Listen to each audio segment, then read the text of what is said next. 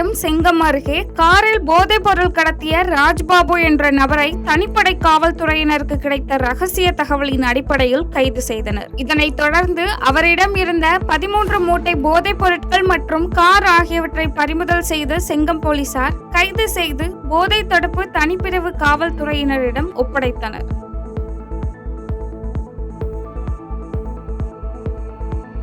சென்னையை அடுத்த அனகாபத்தூரில் பள்ளி ஆசிரியர் கண்டித்ததால் மனமுடைந்த மாணவன் வீடு திரும்பாத நிலையில் மாணவனை காணவில்லை என கூறி பள்ளி நுழைவாயிலின் முன்பு மாணவரின் உறவினர்கள் திரண்டனர். இதனைத் தொடர்ந்து பெற்றோர்கள் அளித்த புகாரின் அடிப்படையில் சங்கர் நகர் போலீசார் சிசிடிவி காட்சிகளை ஆய்வு செய்து மாணவனை தீவிரமாக தேடி வருகின்றனர்.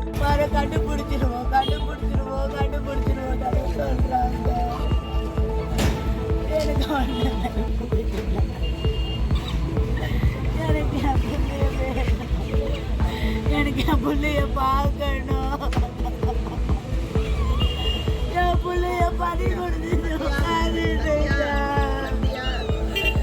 எனக்கு என் புள்ள வேணும். எனக்கு என் புள்ள வேணும். அந்த பிரியா மீத வர சொல்லுங்க. என்னதான் என் பிள்ளைய சொன்னா.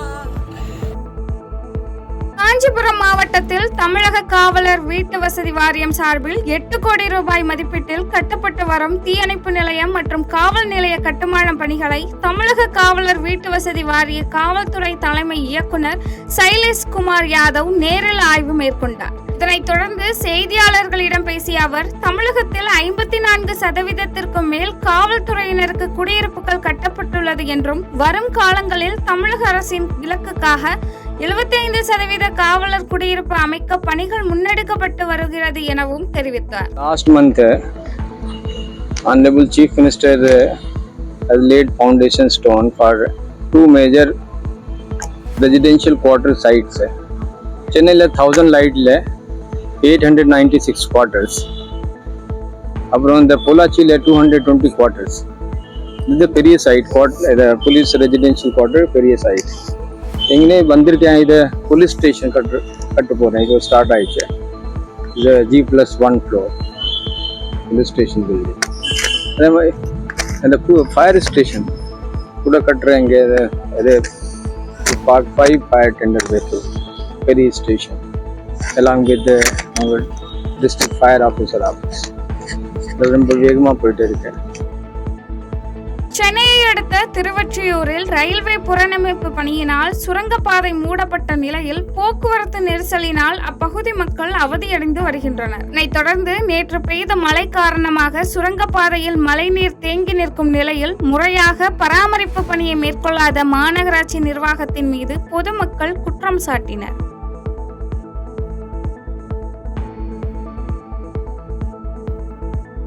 திருவண்ணாமலை மாவட்டம் ஆரணியில் அரசு பேருந்தின் படிக்கட்டில் மாணவர்கள் ஆபத்தான முறையில் தொங்கியபடி பயணம் செய்யும் காட்சிகள் வெளியாகி பெற்றோர்கள் மத்தியில் அதிர்ச்சியை ஏற்படுத்தியுள்ளது.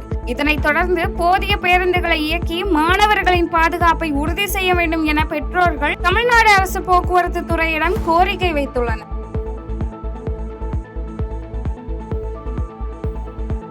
செய்திகளை உடனுக்குடன் தெரிந்து கொள்ள கீழ்கண்ட கேபிள் மற்றும் டிடிஹெச் நெட்வொர்க்குகளில் எம்நாடு செய்தி தொலைக்காட்சியை காணுங்கள். பாதகம் செய்பவரை கண்டால் நாம் பயம் கொள்ளலாகாது பாப்பா. மோதி மிதித்து விடு பாப்பா, அவர் முகத்தில் உமிழ்ந்து விடு பாப்பா. அண்மை செய்திகளை உடனுக்குடன் தெரிந்து கொள்ள இணைந்திருங்கள் எம்நாடு தொலைக்காட்சியுடன்.